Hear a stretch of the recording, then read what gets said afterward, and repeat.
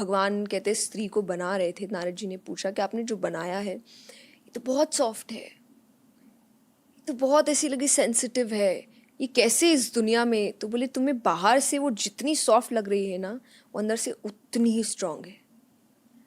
मैंने एक ऐसी चीज़ बनाई है या ऐसा व्यक्ति बनाया है, ऐसा जीव बनाया है जो सब कुछ सहन कर सकता है, जो सब काम कर सकता है, जो सबको संभाल सकता है।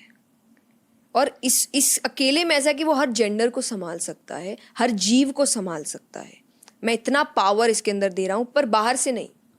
और ये कई बार ये भी भूल जाएगी कि कई बार बाहर से खुद को देख करके आई एम सो सॉफ्ट, या मैं कितना सेंसिटिव, और या फिर सिर्फ ग्रेसफुल, और ऐसे में ये भूल जाएगी कि इसके अंदर पावर इतनी ज़्यादा है कि ये भगवान को पैदा कर सकती है। भगवान भी आए तो किसी के थ्रू ही आए ना, वो औरत ही थी।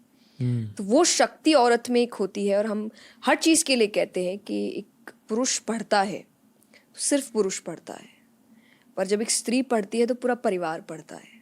आप देखेंगे वो हर किसी को कुछ ना कुछ सिखा रही है, वो परिवार में सबको कुछ ना कुछ बताती रहती है।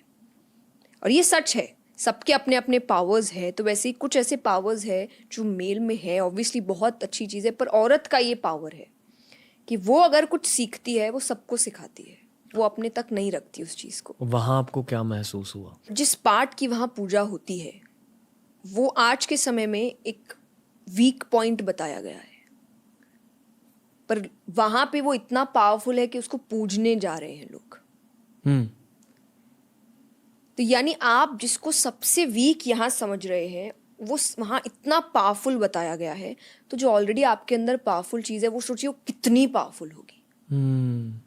जिसको सबसे वीक बोला गया और उस पर आप 10 तरीके की कोटेशंस आते हैं, पर वो उसको पूजा जाता है। वहाँ हर व्यक्ति आ रहा है और वहाँ पर माथा टेक रहा है और ये सोच रहा है कि उसके अंदर भी शक्ति आए, और ये सच्ची बात है। और ये अगर आप प्रसंग के हिसाब से कहे तो ये सती माता के अंग माने गए हैं, जो शंकर जी की पहली पत्नी थी।